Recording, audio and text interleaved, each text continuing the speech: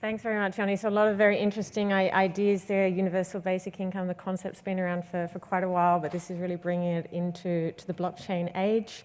And on that note, I'd like to invite Angie Lau, who's going to be the moderator of the next session. Angie is the CEO and founder of Forkast.News, and I will leave her to introduce the great lineup of speakers she's got for you. Thank you.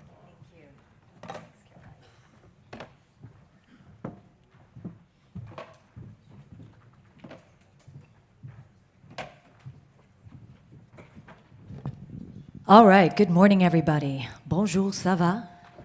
And I'll use all the languages in Europe, but I wasn't that good at languages in school, so I'll stop right there.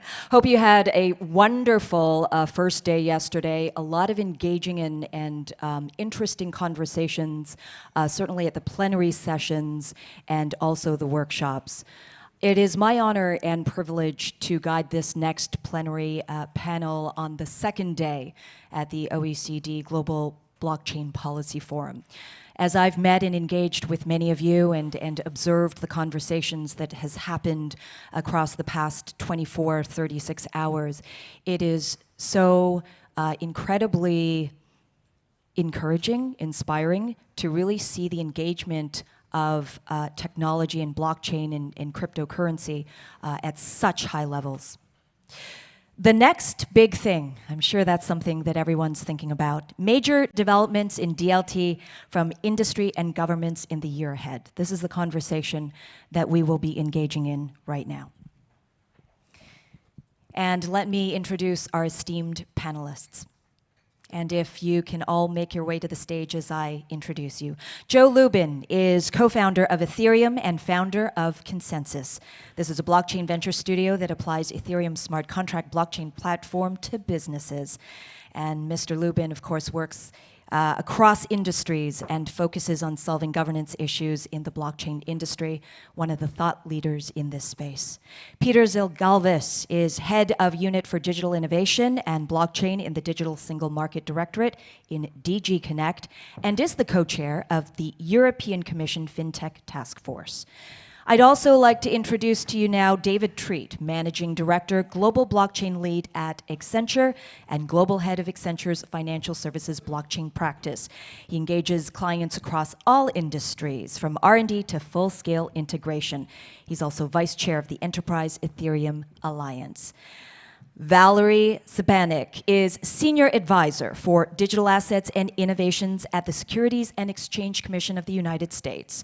Ms. Sabanik coordinates efforts across all SEC divisions and offices regarding the application of U.S. securities laws to emerging digital asset technologies, including ICOs and cryptocurrencies. And certainly last but not least is Emin Toronglu. He's the head of Behavioral Public Policy and Disruptive Technologies Department at the Ministry of Trade of Turkey. The department is responsible for the integration of disruptive tech into policy-making ecosystems. So there you have it. We have regulators, we have policymakers, we have consultant, we have blockchain founder.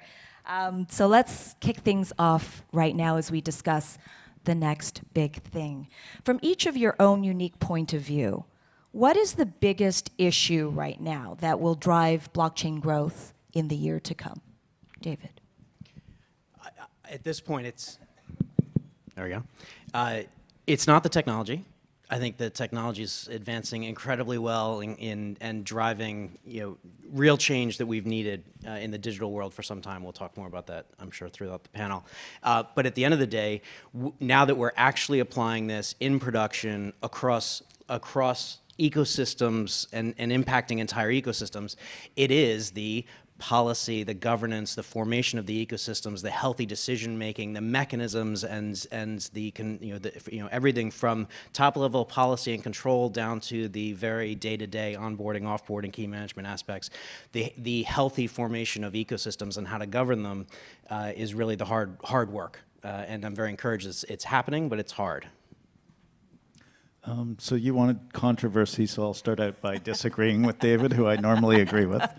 It is the technology. It is, so we're going to work out the social issues, and I think that's going really well. There will be contentious issues, and we will figure out how this profound and powerful new technology fits in old rule systems and modifies old rule systems, and that's it's a social discussion that we're going to have in many jurisdictions for probably a decade or two, maybe longer. But the real issue is getting the technology much more usable. It's about scalability. That's number of transactions per second, throughput in both public chains as well as other chains that are built for narrower contexts. It's about usability of the technology so that we don't stare at these long strings of alphanumeric digits and make it as usable as the internet is. It's about privacy and confidentiality. And so these are all domains that we're making incredibly rapid progress in. Blockchain is about 5 years old, or at least the smart contract version of blockchain is about 5 years old. Bitcoin dates back 10 years, but there was really narrow activity in those first few years, and so it's a profound technology that's still a baby technology, and profound technological revolutions in the past, like automobiles and mobile phones and electricity, they all ramified over many more years than 5. So we have technology, we have the fabric of the relationship of the ecosystem.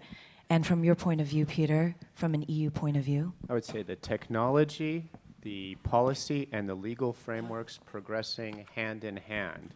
We have a European blockchain partnership of 30 countries working in, you could say, a regulatory sandbox, but implementing RegTech and audit document authentication solutions already starting this year, at the end of the year, cross-border, working with the policy at the same time. Are there barriers? Are there things we need to do in the future on legal frameworks? And I also put this question to you. We obviously have our analysis to do more for the smart contracts, mutual recognition, revocability, other issues across borders, things to enable tokenization. Do we need clearer legal frameworks? So I think it is a progress that has to happen. Joe mentioned the scalability. We're investing in research as well. We want the technology to develop, but the policy and the legal frameworks have to develop along with that, and ideally together with the technologists, together with the society. Valerie. Thanks. Thank you. I just have to say the views that I express here today are my own and not necessarily those of the U.S. Securities and Exchange Commission. But that said, I do think it's a combination of things. The convergence of many technologies seems to be a key driver here. We've got cloud computing, artificial intelligence, Internet of Things, distributed ledger technology. All these things come together, and it's going to be interesting to see how technology puts them together. I think there are efficiencies to be gained. We're excited about how these technologies can add to interesting ways that investors can interface with the markets, efficiencies and improvements in clearance and trading and settlement, innovations across the markets generally. But I think those innovations are also driven by investor demand. I think we have a generation of folks who really want to be able to interface well with markets and easily and efficiently. And so you've got that driver. You've got folks who are excited about the new technologies, who want to invest, who want a piece of it, even if it's a very small piece. But they want to invest in this technology and benefit from it as well. So I think we have a driver in the investment space. We have drivers in the technology. But I also think across the world, we have innovations in regulation. So we have regulators who have innovation hubs like my own, the FinHub. We are all collaborating together. We want to collaborate with technologists, entrepreneurs, their advisors, so that we can figure these things out collaboratively. Iman. Hello. Same disclaimer. The views are on my own and doesn't reflect the views of the ministry. So I think it's the lag between the technology and the regulation. Usually regulations follow the technology, and this is normal. But blockchain has a unique case because its value added comes from decentralization. And that's why most of the use cases are about centralized topics, such as payment systems, land registries, or foreign trade. And in these areas, governments are monopolies, and it's a challenge to regulate something that could basically replace your position in the market. So I think that's the biggest challenge that we are facing right now. And if we solve this challenge, then it's the way to go from our perspective. Well, thank you for your candid remarks, Min. I think that you've touched upon the one thing that I think really is a foundation of many of these discussions.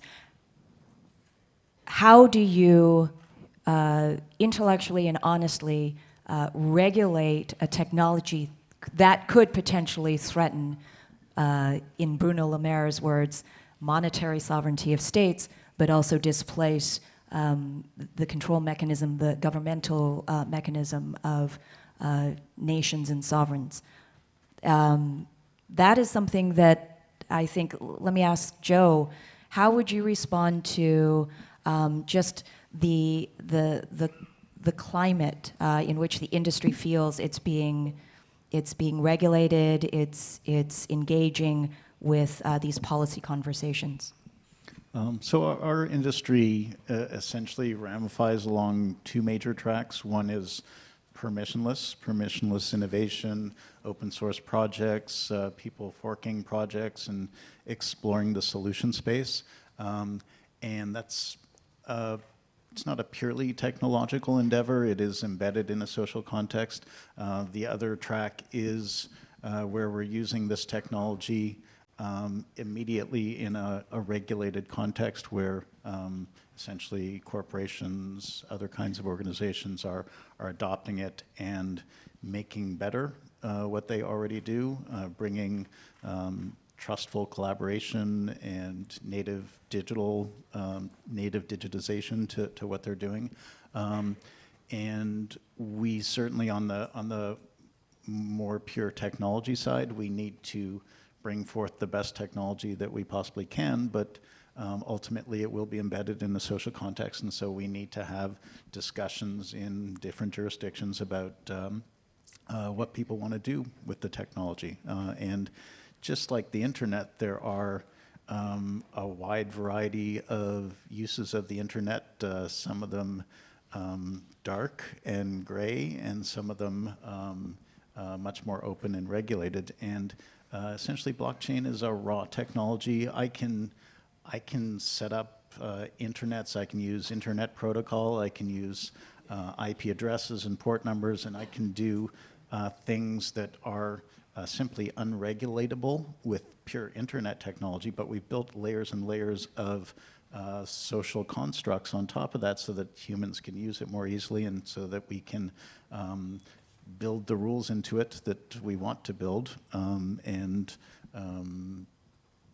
The Ethereum technology always anticipated that 99.9% of the use of the technology will be between identified entities, and that we will build rule systems. And so I see layers of usefulness and rulefulness built on top of the technology. David, do you see that when you advise enterprise clients as they take a look at the technology? How do they incorporate it within their own systems, and then at the same time be conscious of customers? One of my favorite clients a few years ago said something that stuck with me. So coming out of capital markets, this was a senior member of a top 3 investment bank. Said, we were sitting down and said, Dave, look, we run a reconciliation business that does a bit of banking, right? And part of the reason that this is grasped on so quickly in capital markets in particular is, to get from ultimate buyer to ultimate seller and move the asset and the cash, we're already in a digital world. It's electronic information sitting on servers, and yet it's 12 different handoffs, and it's ridiculous amount of messaging and reconciliation and data quality that arises from the fact that the movement of the asset and the movement of the value are on totally separate paths, and introducing all sorts of challenges. As we look industry to industry at those same dynamics, as Joe said, right, in this construct, there's an efficiency entry point into this in terms of taking a look at the existing systems and how can this technology that for the first time ever in the digital world marries a digital version, a uniqueness dimension of the asset, right? For the first time ever, we can have something that's unique in the digital world. It exists once and only once. And we can marry that and do a direct exchange with tokenized value, cash in whatever form. And be able to directly exchange those things is profoundly different. If we stopped at this efficiency play of I can undo all of the messaging between, in whatever business context that's happening in the business flow, that would be really sad. Because I think we have a much bigger opportunity to totally rethink and transform the overall business ecosystem and business processes.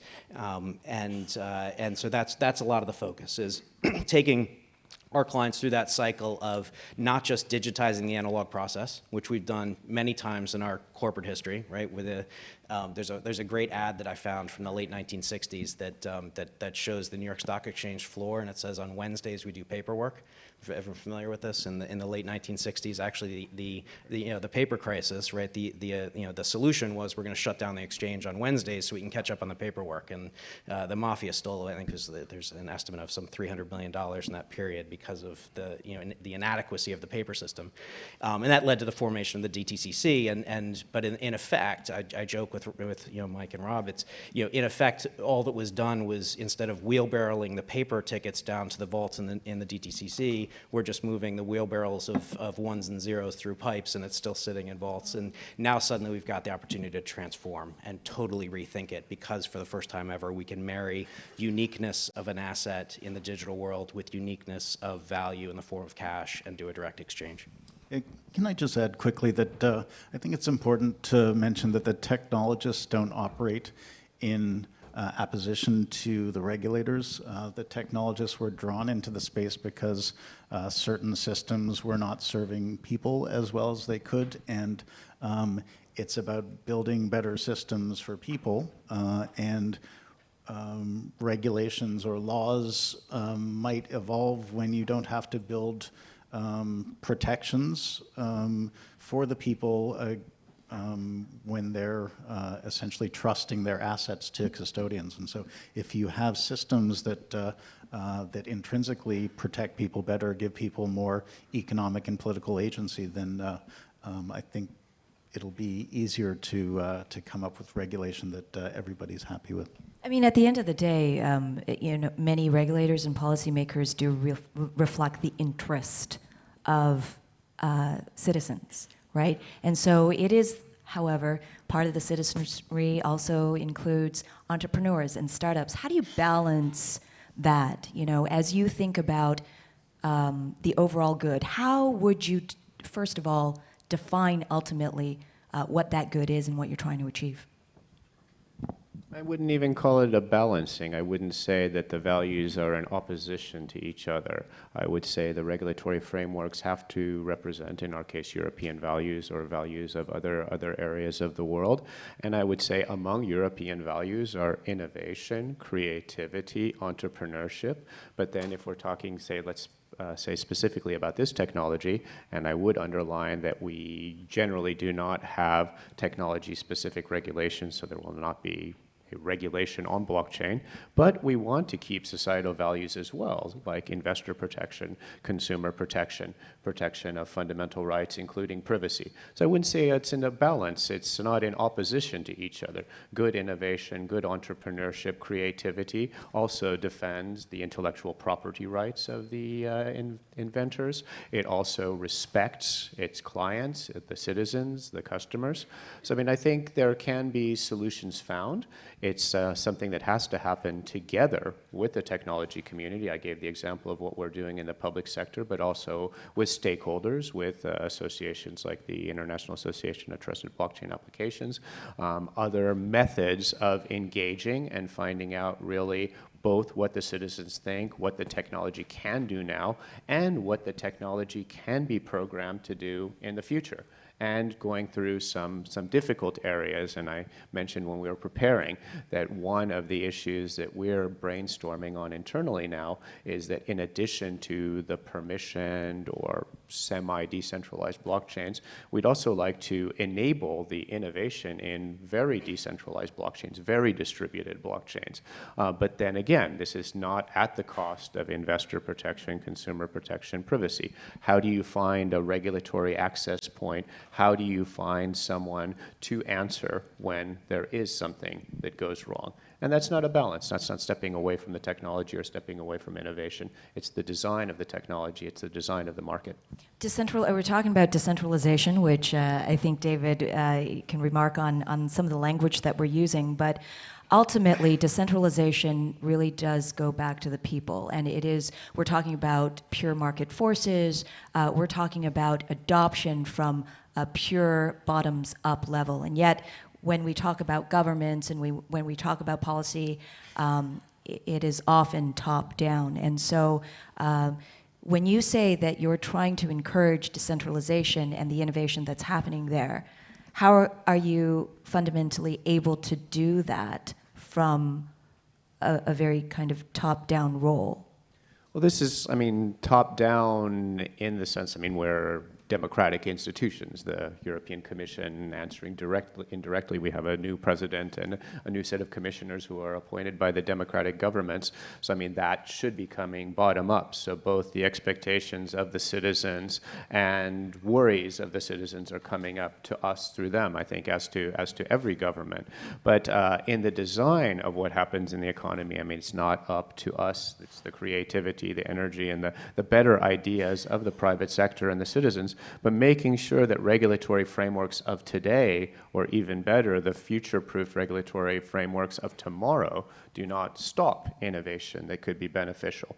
And this is where you have a change. It's not from this type of digital technology to blockchain or this type of next progression, but it is where you had a silo of data or a enterprise or a financial institution which was regulated. It was the thing that was the center of the regulator's attention. And then suddenly, if you have a very distributed model, perhaps it's really actually going back to the past. It's like a partnership, pre-corporation. But it is a different way of actually reaching when you do need to enforce the investor protection, the consumer protection, and the privacy, those who would be the ones making that move. So that's a little bit, I'd say, the intellectual jump or the challenge that we have. Over in Turkey, Yamin, you apply behavioral thinking to shaping economy and economic policy. How are you thinking, how is Turkey thinking about really this concept of using the technology to innovate in an economy, but also to regulate and participate with it as well? Yeah, it's really a challenge because at Ministry of Trade, we are dealing mainly with foreign trade activities, and there are many stakeholders in foreign trade, custom agencies, other countries, different organizations, and understanding the needs of each party and trying to create some solutions for them is a challenge. And for this blockchain technology, we are engaging as much as possible with the community. And all around the world, there are different concepts about foreign trade. So there are three pillars of foreign trade. First one is the movement of goods, the logistics. The second one is movement of documents, customs processes. And this third one is movement of money, trade finance. So there are blockchain consortiums which are addressing each of these categories in the world. And we are talking with them, and we are trying to integrate our country to the best of our ability. But you need to really be careful about that, because there are international regulations, there are financial regulations that you have to consider, and there are sovereignty issues you have to consider. Right now, what we are trying to do is to understand the value added of the technology, and to do that, we are engaging as much as possible with the international community, with World Trade Organization, World Customs Organization, and OECD. And that would be my... And some would argue it is still a very fragmented space when it comes to policy. Valerie, I'm sure that you keep hearing that as people look for guidance from the SEC. How are you coordinating all of the feedback that you're getting? What is the relationship that you do have with industry as you enact intergovernmental agency policy?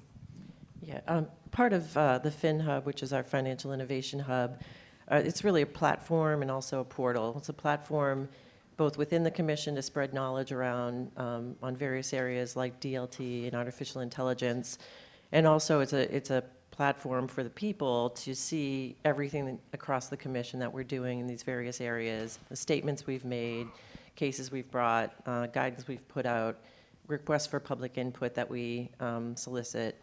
It all gets posted on that one page. It's also a portal, so we invite members of the community to come in and talk to us.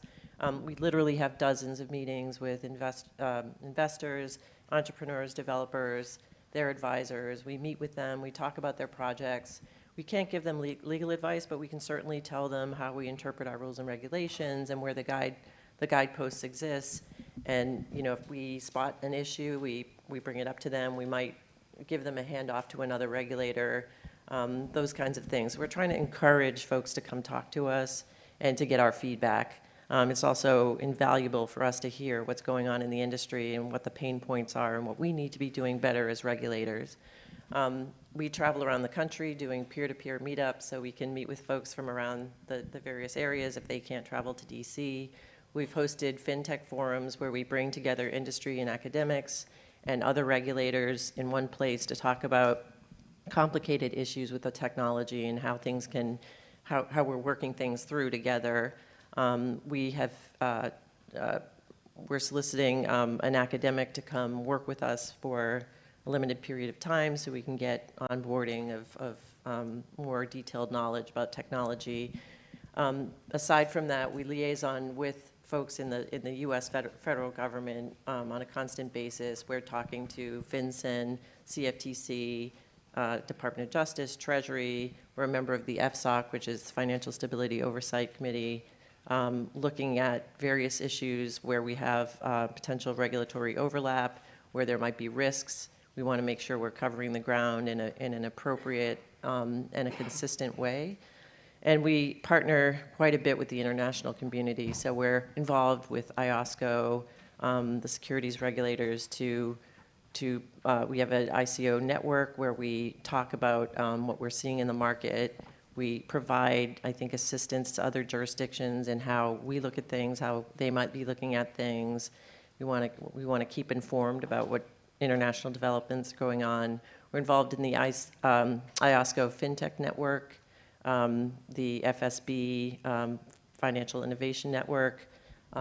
We've done helped with the FATF work on the AML KYC standards for VASPs.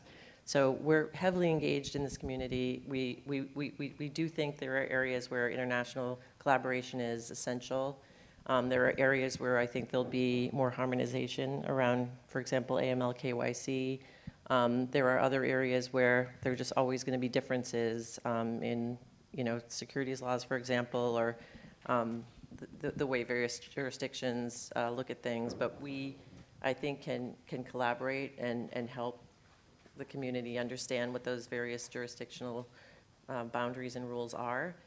I think it's important in this space to recognize that as things develop, it's important to take a step back and get a picture of what the future state might look like. So we can identify, maybe we've solved problems, but we don't want to create new problems. So if we've disintermediated, done away with some of the intermediaries that exist now in the present market structure, and they exist for a reason because they provide choke points, for example, of terrorist financing, or they provide important investor protections or market protections, we have to make sure that the new ecosystem that we create also provides those same protections. And maybe it doesn't look the same, maybe it's not the same structure, maybe there's different intermediaries, maybe the function of those intermediaries is covered by technology, and that's exciting too. But I think it's important to engage with the regulators, and I think we do have good engagement with the folks here on this panel and otherwise who are thinking thoughtfully about these types of things. Does technology provide that solution? You have private, which a lot of governments and high-level agencies are engaging in, and then you have public blockchain. Is there an interoperability solution that technology can provide that allows this transference of data, of rights, of individual interests that meet with the social fabric and the rules and the intermediaries, as you've said, that provide those choke points? What do you think? Yeah, absolutely. Interoperability has been under discussion for 3 or 4 years amongst different protocols, amongst different usage, even using the same protocol technology, the Ethereum technology, for instance. David was talking before we sat down here about how essentially things need to get much more fluid and much more subtle. There is no strictly private or strictly public. There are lots of different roles and permissions, and we've built, even into the protocol level, we've built different types of access to these systems. So in our opinion, the trust characteristic derives from maximal decentralization, and that's incredibly important. The trust characteristic is the profound invention here. The trust characteristic will enable us as a society to move from subjective, centralized trust systems, where we're depending on organizations or individuals, to much more objective trust systems, guaranteed execution of agreements. And so you need maximal decentralization for that characteristic, but you don't need it everywhere. So it's perfectly reasonable, although some people will argue with this, it's perfectly reasonable to have a somewhat decentralized architecture. So if it's a consortium of banks that want to interoperate amongst themselves, or a commodity trade finance platform, you don't need maximal decentralization. It's just wonderful to them to have this new trust characteristic applied to their collaboration. And there are ways of linking networks that are essentially side links. So an example of that is the commodities trade finance network called Comgo is linking to a commodities trading network called VACT. We're part of the Comgo project, and that will make those interoperations much more fluid.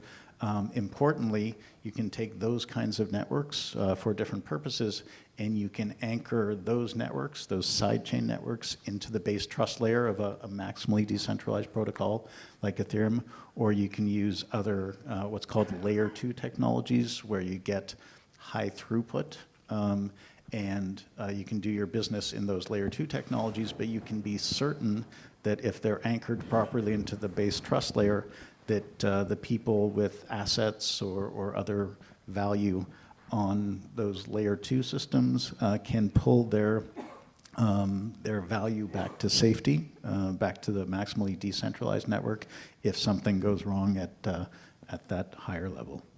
So where do policymakers and agencies and governments come in, you think? You want to come in at the base layer? You want to go layer 1, layer 2 at the app level? Usage. How do you want to think about it? How the technology is used, not regulating the technology. Well, just agreeing with everything that Joe just said, but there's, I'd say, some complementary social layers and official layers. You have the standardization processes, the International Standardization Organization Technical Committee 307, where my unit, the European Commission, I think most of the countries in this room participate. And also on, let's say, the trust social layer, I can say for a moment there's an interesting report which is available to all of you on interoperability on the EU Blockchain Observatory and Forum, which is very well run by along with a lot of great universities by ConsenSys Paris, and thank you to Joe Lubin and his team for contributing to that. I think you need to get information out there, technical information, but also societal information. Interoperability is more than technical interoperability. There's also legal interoperability. There's also interoperability between organizations, also societal groups, if you take it further as a philosophy. So, I mean, we're working very much at the technical level that a international set of policymakers should be working on, and then also with the societal and technical stakeholders organizations with the goal of providing a seamless experience for the consumer, for the citizen, because that's when blockchain is really going to work, when people no longer know, oh, I'm on the blockchain, but they push on an app and it does what they want it to do. Interoperability is one of those, we were talking beforehand, if I can actually finish putting pen to paper, we're working on a whole construct around the inadequacy of our language in this whole space. And interoperability is another one of those examples where I guarantee you that there are portions of this audience that heard that word differently. I agree with everything you said, but there's some people who heard, think interoperable, and they're talking about really the integration of a new system with legacy. Or we actually some of the team that's sitting here, we're just contributing to the Linux Hyperledger project an interoperability capability, and what we mean by that, and that contribution is to be able to get one DLT-based ecosystem to be able to work with another DLT-based ecosystem that may be on a different platform, right? So, Quorum and Fabric or Corda or and the like, and to be able to have not just the ability to technically move assets between the two, but have the governance and the policy, the mechanisms and the agreements, the business, the social contract, to use Joe's language, between those two ecosystems and how that should work. And that's it. So interoperability, I think we need different words because people are hearing it differently and mean different things. I think we talked about public and private earlier. I think just as Joe said, right, it's more nuanced than that, right? I think we should be reserving the term public and private for the user population, would be my vote, right? I think we should separate that from the notion of the operators of the systems that are being applied. And again, echoing Joe, that there's a spectrum of creativity and innovation and a dialogue around that social contract around what are those requirements of those operators of the system, where we are going to have different levels of comfort in different contexts, and that's all great. And we have to work through that ecosystem by ecosystem, business flow by business flow, and make those choices. And just as you said, right, we're going to if we take core capital markets as one of those narrow focus areas, we're never going to get away from the need to have someone be the circuit breaker in the system, that choke point, or the like. In a different social construct, we'll be very open to different kinds of operators of the systems, in different settings. And so, public-private, centralized, decentralized, interoperability. The language is too binary. It's misheard. It's we're talking past each other, and one of our kind of open calls to this community and others, and we're working across several forums, is to propose better language so that we can actually talk more valuably with each other. What do you think people are misunderstanding? Well, so let's take public-private, right? Just the term public blockchain. I think too often people denote that as it's some sort of benevolent NGO providing a service to the wider population, when we really should be talking about a user population of I want the public to access it, or I want it to be a private group that accesses or uses an application. Or does it reflect the purity of public, which is it's truly public, that everybody gets to engage with it equally, fairly, because of technology. Technology is simply a tool. But you use the word engage, and that's where I agree. It's about the engagement. It's about who's engaging with it. But when what actually some of us mean when we say public blockchain is defining who's operating the system. So a public restroom, right, operated by the National Park System, right, everyone can use the public restroom. That's great. That's the definition of it's a public restroom. Everyone can use it. the national park system is responsible for cleaning it up when it's a mess, right? Replenishing the paper products, and and we've chosen an operator for that system, but we're not talking about the, So when we use the term public blockchain, I think most people most often mean who are we allowing to engage with the system and be a user, and that's a tremendously important construct. But what we're masking is what are those social contract choices we're making around the operators of the system. And to the point of the previous speaker, the eToro speaker, right, and talked a little bit about the actual node operators in the Bitcoin blockchain.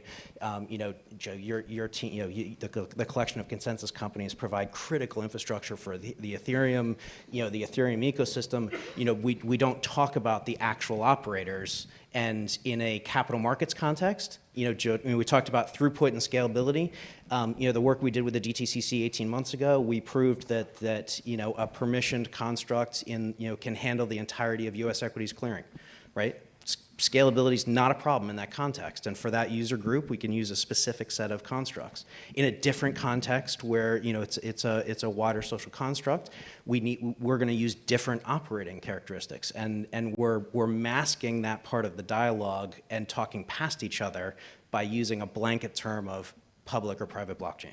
Yeah. So the difficulty is that it's a very young, immature technology ecosystem, and it's moving so fast, and we're building subtlety everywhere and so the inner circle can name that subtlety. We often use too many words to name that subtlety. If you take something like permissionless, Ethereum is a permissionless network. It's permissionless at the open source layer, where anybody can go in and read the code, inspect it, fork the code, create your own system permissionlessly. It's permissionless innovation.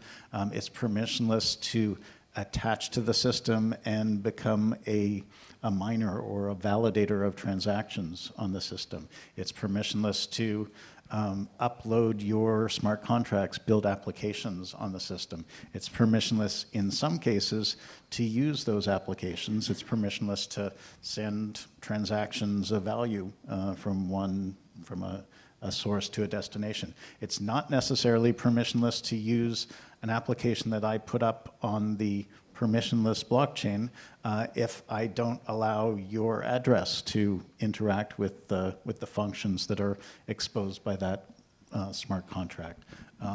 It's not permissionless to take this exact same technology and run it on private nodes with private contracts, private access, and there are layers of roles and permissions that we can build in.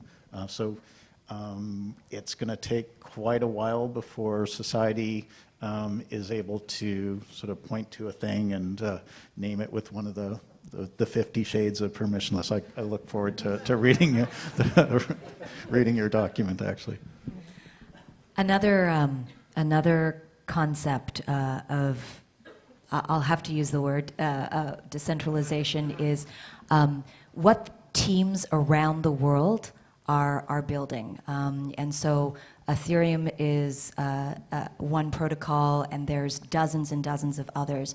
And this is growing against the backdrop of what is a very tense geopolitical environment in which we all live, in which nations are in conflict, either via trade or otherwise. So I'm based in Hong Kong. I tell this global story of blockchain technology from my purview in Asia. I can tell you that what is developing in Asia seems very different, similar yet different, but certainly from a different perspective. And so in that spirit of introducing what sometimes can be different points of view, and how markets engage with each other in perhaps an analog or traditional or legacy system, and then go up one level and talk about decentralization, talk about protocols, talk about public blockchains that are actually happening with international teams. How do governments, how do policymakers take a look at those communities there and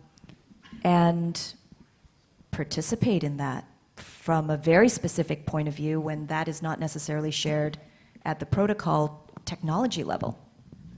Well, I'll follow in from the previous topic that I think it's not useful for us to have very rigid and very narrow definitions. So leading into this topic, if we talk about this European blockchain services infrastructure, it's not centralized in Brussels. It's multi-level governance reflecting the way our structure looks, 28, 30 countries and the European Commission, further going to the cities and regions, so not completely decentralized, so perhaps not fitting a rigid definition, but much, much more decentralized than a lot of infrastructures.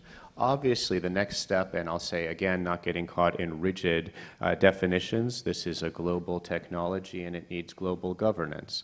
But global governance in the situation that we have does not automatically mean every country in the world, every blockchain. I had the experience of being last week in the second supervisory roundtable of crypto assets organized by the Japanese Financial Services Agency with a lot of the world. And you see the common points we have. The Bank of Japan, for instance, is on the Euro chain with the Euro area central banks. They're a node on the blockchain. There's interest from that side to work with Europe, to work with other partners in North America. In some of these situations, it's perhaps not going to go so fast. The dialogue is there. On the private sector level, some networks are integrating. Some other networks in other parts of Asia are perhaps fairly separate, but have ambitions perhaps to come into the other markets. So as much as possible, we have to use the very international fora like the International Standardization Organization Technical Committee 307, various roundtables of supervisors, IOSCO, others on the more security side, which is not me, to try to find common ground and to make sure as much as possible that a smart contract, a token solution that we see as legal, that benefits the consumer, that benefits the economy, can seamlessly move across the globe. But of course, we will have differences. I mean, we have our own general data protection regulation in the European Commission, which may differ or be similar to some other regimes. And we have to find ways to ideally program the technology, program also, for instance, smart contracts in the future to recognize when it's going from one jurisdiction, from one regime to the other, and to fulfill the instructions that we, as regulators, but we serve the citizens, that the citizens want the technology to implement. We're just kind of blending the last two topics. I think there's a number of cross-border initiatives, multilaterally and bilaterally, between and among regulators to try to encourage innovation. And there's many international teams. So I get to talk to folks who have also talked to our counterparts in the UK or Japan or other places. But one thing, just playing on the idea of terminology, it is really important that we are all kind of understanding what we're talking about. And I think in the blockchain space, perhaps more than other spaces, you have in precise terms, you have folks on different sides of the pond using different terminology for the same exact thing. And if we want to regulate the right way, we really have to understand exactly what we're talking about. And so when people come and talk to us, I ask that they bring the technologist with them so we can actually go through exactly what's happening and what terminology they're referring to. We don't want to over-regulate or under-regulate, so we want to make sure we know exactly what's going on, and that's been critical. But on the cross-border issues, there's many international teams, and we've had the great kind of privilege to talk to them about what they're doing on various projects, and hope to continue kind of these international bilateral and multilateral collaborations on fintech. And cross-border collaboration at the Ministry of Trade in Turkey, this is an example of where potentially you could use the technology as much as think about the policy, but really use the technology as you function in foreign trade. Do you think that technology is a potential hindrance or a help?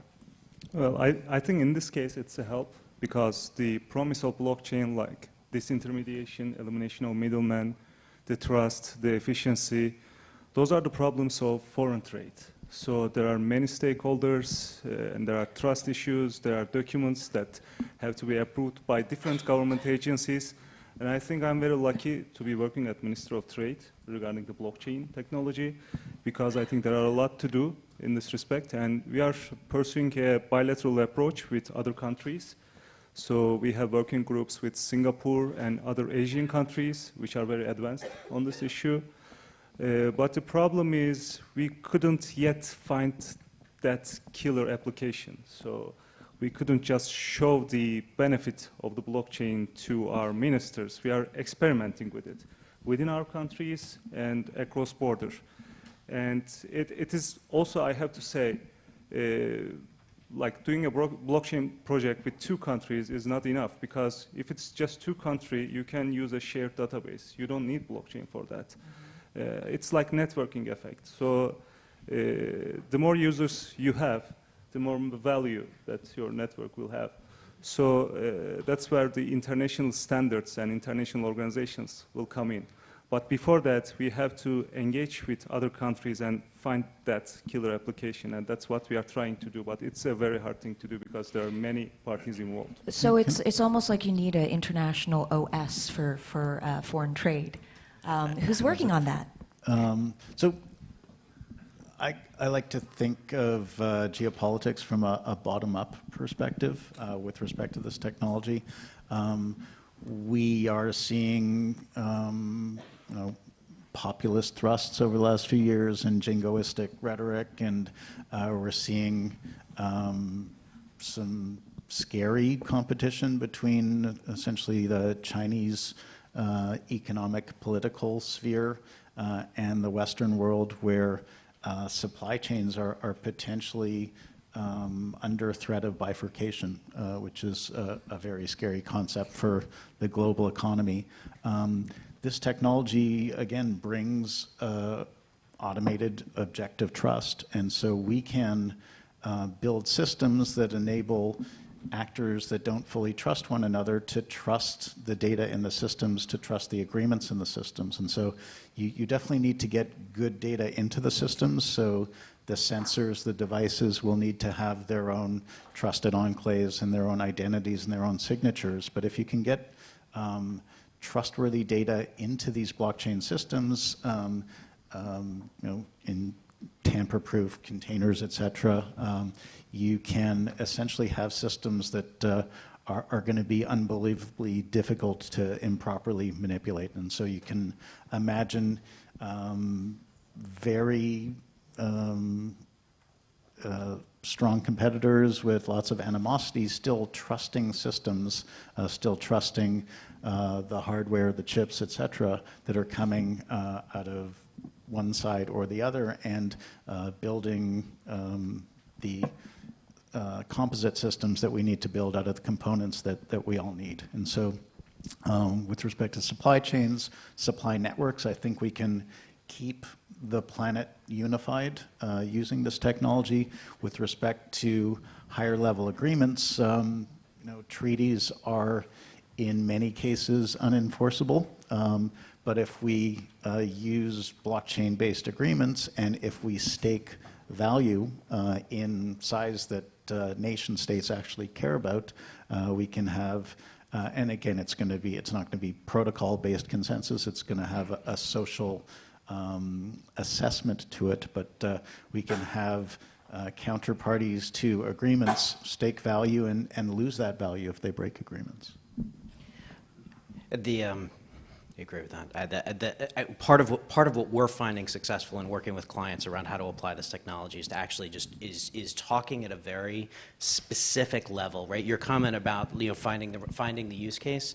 It couldn't have been more frustrating, right? 2 or 3 years ago, there was the mantra of like, is this a hammer looking for a nail? And it was the lack of specificity as to what's really happening. And so to be able to break it down into what has actually changed in this new space of innovation and data infrastructure and business logic versus the world we've been living in, and to be able to talk more specifically, and I'll give an example, having the conversation about with a client around the data that they currently hold in their data infrastructure. today, the winning I talked about this at lunch yesterday, so apologies for I'm going to repeat some of myself. The winning digital business today is one that accumulates the most data that they can then feed their machine learning algorithms and create customer insights and personalized service and the like. And they gather that data by any means possible, right? It's this massive data accumulation construct, and they can't therefore then prove that they are meant to have it. And what this technology has unlocked is that for the first time ever, I can decide in a user-controlled dynamic, I can choose to share a piece of data with you, and I'm going to encode in this interaction through this technology the intent, rights, and obligations associated with that. In this contract, right? I'm intending to give it to you, and I'm cryptographically signing it. I want you to have it, and in doing so, I'm giving you rights to use it. And actually, you then owe me obligations back around it. And actually, through this innovative technology, we actually have the ability where I could revoke that access. Couldn't do that today. We have no idea where our data goes. It gets sold. It gets moved. It's totally out of our control, and I think we're all done with the data theft, data breach. I think it's and lack of privacy. So just taking a client back from kind of our high-level language that we use about talking about the space and saying, what does that mean for you in a business ecosystem if suddenly you can have a relationship with your clients where you have a defined, clearly auditable, transparent ability to characterize the intent, rights, and obligations of the data that you are using between each other, and then you have a very powerful conversation of then how does that transform things, or that you have the same conversation around tokenization and the fact that for the first time ever we can create uniqueness in the digital world. We've been living in the copy and paste world for the past 50, 60 years. You have no idea if I send you a piece of data, what then happens to it. But now suddenly we can have uniqueness in the digital world. And what does that mean? And so bringing the conversation down to those fundamental components of what has actually changed, we're finding is then driving much more healthy, much more transformative conversations around how business models can change, how social contracts can change. And then the intent, and I think the opportunity, is to take that much more specific set of concepts to then have a policy conversation and a governance conversation. And does it change? Does it change the thinking? You're absolutely right. Technology has allowed us, for the first time ever, to participate in the true value of our own economy from an individual point of view. That is extraordinarily powerful. That transforms the relationship that it has to businesses, capital markets, free markets. But how does it then also change the relationship between governments, policymakers, even regulators? My question to all of you. It can be a more direct relationship. Fully agreeing with the comments that were just made. The first step is a little bit the efficiency play where you have multiple actors who can't share a database. Then it's this possibility to share value, transact value, manage data, utilizing tokenization, smart contracts that can really have a much more interactive, a much more participative economy and society. And that needs perhaps some regulatory certainty from the policymaker's side, which ideally we provide, but no more than it needs to be provided. But it's really a moment where we can grasp these opportunities for innovation, and most of all from the public sector, public policy side, unleash the innovation, sustainable innovation, also in terms of energy use, which thankfully is becoming less and less of a question for blockchain, but also sustainability in terms of fitting the societal needs of protecting the investor, protecting the consumer, and so on. That's probably something, it drove the SEC action in the early days with ICOs. The market wanted it. It drove incredible investment and to huge criticisms of blockchain industry as well. So how do you think about that relationship to not only the individual, but also to help foster the very innovation that could potentially help everyone? Yeah, I think we're at an inflection point with this technology. I think we're also at a reflection point. I think this is a great opportunity for technologists to get involved in the policy debates and in the regulatory conversation with the regulators. I think this is the perfect opportunity to come in because things are moving so fast, because regulators are a little bit a step behind the innovators because they're trying to figure out what's happening and how the technology works. They're not the innovators. They're the ones following, hopefully, in close step behind. But we need those innovators to explain to us what the technology does, what it's capable of. You talked about unleashing the technology. I would use the word harness because I think we need to take a technology that's potentially, transformative, disruptive to, and figure out how best to use it. Looking at the board here, better policies for better lives. We want it to make better lives. We want it to create efficiencies, create opportunities, but not create new problems. So I think this is the perfect opportunity for technologists to get involved in the debate, talk amongst themselves, but also really engage with policymakers and regulators to figure out where we should all go with this together. Bruno Le Maire opened up OECD forum here in Paris yesterday with some very stern remarks about Facebook's Libre project. And is this an example of inflexibility, of regulatory guardrails or rules that inhibit innovation? This is a question for really everyone on this stage. Sure. I'll jump in. First, let's talk about the Libre project itself. I was excited to hear about the Libre project. I was excited because it was validation of what we've been doing. It used the same words, it used the same phrases, lots of the same constructs.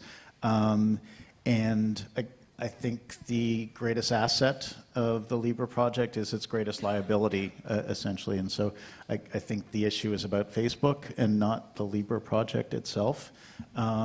We should see lots of Libre projects, although I would not want to see the Facebook nation consisting of 2.3 billion people. And it's really the Libre project that is dangerous, where Facebook, whose deep learning systems understand us better than we understand ourselves, we probably shouldn't enable them to have a view of all of our monetary transactions as well.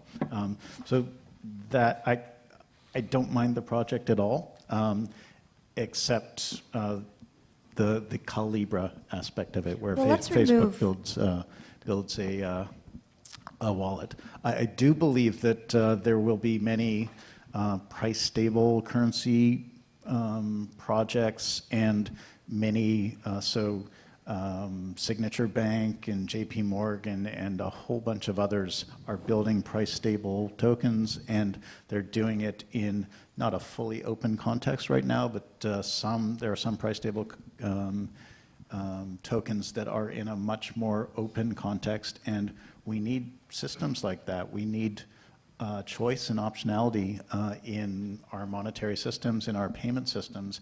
And frankly, something like Libre would be great for certain nations that face volatility in their currency. And the loss of monetary sovereignty is pretty scary, but lots of countries would choose that in order to have a more stable currency with which they can operate their internal affairs, with which they can buy things across borders much more easily. And if they do have optionality, if they can choose a better system, then they're not really necessarily locked in. So it isn't Mark controlling monetary policy for a whole bunch of smaller nations. So I think that these systems are inevitable. I think the monetary regime that we're living under is end-of-lifing, and we are going to need systems like this that are essentially built at a layer above nation-state bonds and nation-state currencies that will provide choice and hopefully better systems.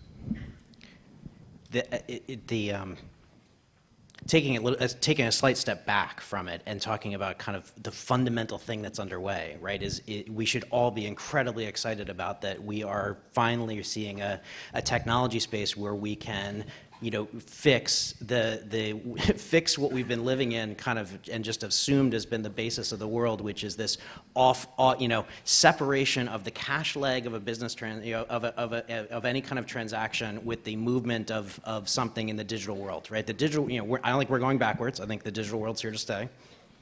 But we've been living this notion of the movement of value is something separate and messaging, and it's disjointed, and it's unnatural, right? Coin of the realm is a real term. The digital realm is borderless, and we've got to come to that rationalization as to how does that work? And it's too fundamentally valuable to be able to take the tokenized version of something and directly exchange it with tokenized value. We just completed, I guess it was 9 months ago, the first ever central bank to central bank exchange of tokenized fiat currency with Canada and Singapore on 2 different DLT systems, by the way. So is the Monetary Authority of Singapore on Quorum, the Bank of Canada on Corda, and exchange Canadian dollar for Sing dollar, you know, directly. There is the JPM coin that, you know, there's now Libre. I think it's not a matter of if this is the right thing to do. I think we desperately need to be able to link up, and it's too valuable of an innovation to be able to directly exchange a digital thing with digital value atomically, right, without that separate set of processes. And I think it's a foot race in terms of, you know, and a really interesting foot race in terms of, is it central bank digital currency? Is it private issue coin? Is it, you know, what role does cryptocurrency play in it? And you know, there's one answer that says it's all of the above, and it's going to be a, you know, a different mix of how that's accomplished. But amongst that debate and discussion of how it's accomplished and who does it, I think the given is that that capability of being able to exchange a digital asset with digital cash or value atomically is critically valuable and is absolutely happening.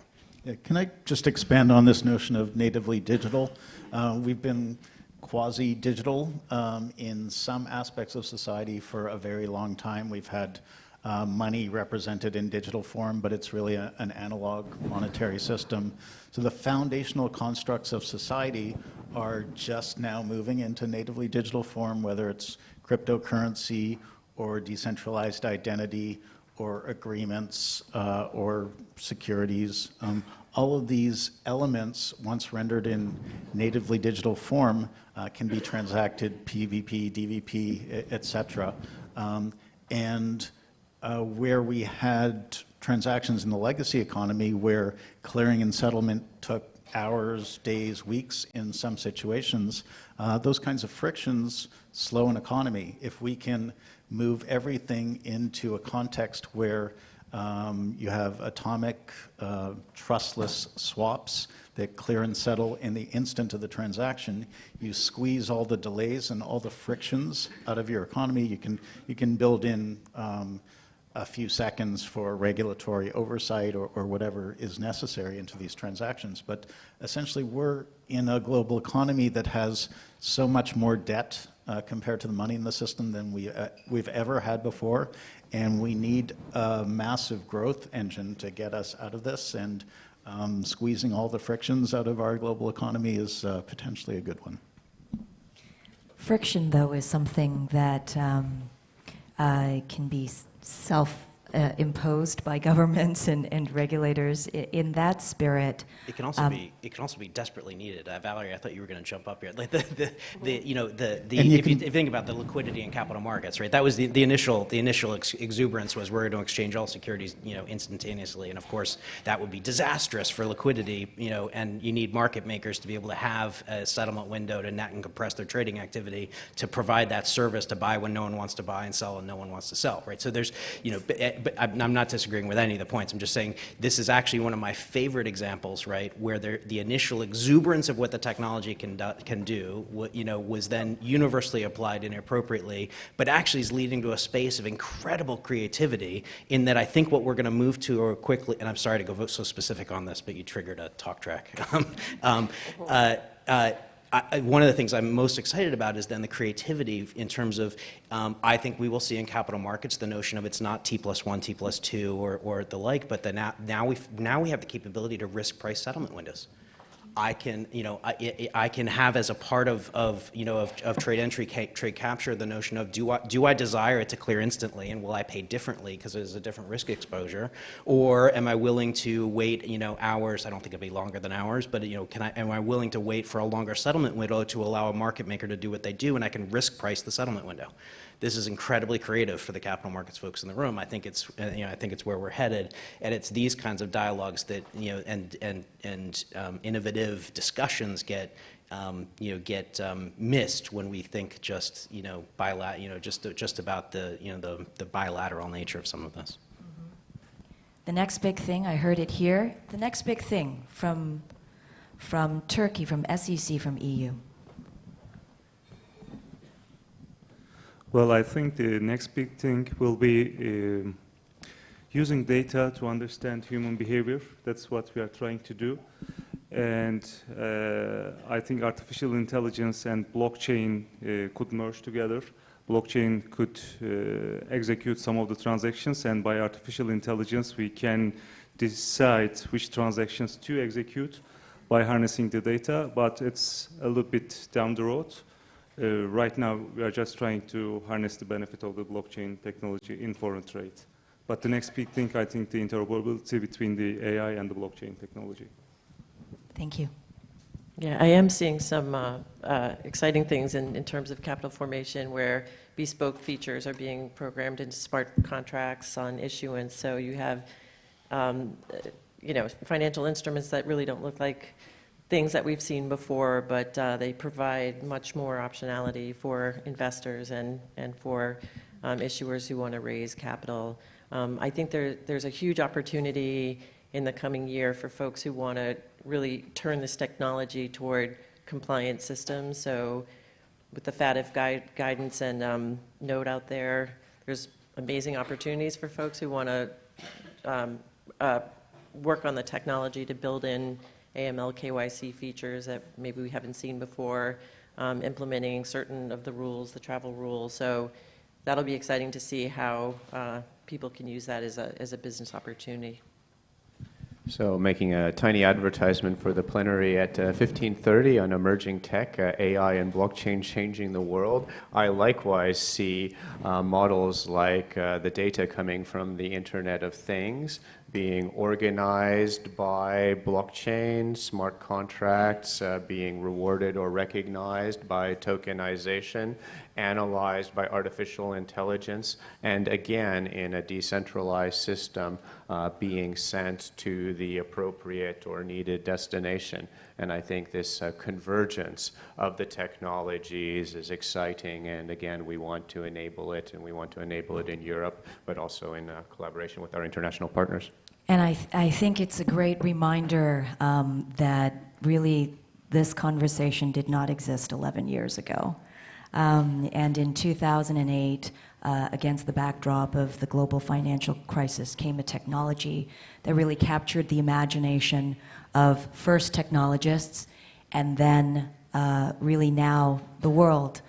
So I thank you, all of you, for participating in your specific venue, your role, as we talk about innovation and use the words like interoperability, cross-border collaboration, but it is this language of unified discussion that will definitely be driving future collaborative conversations to come.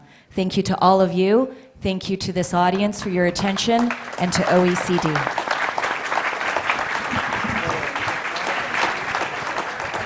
Thanks very much, Angie. That was a great session. So thank you, David. Thank you, Joe, Pateris, Valerie, and Emin. We really appreciate that.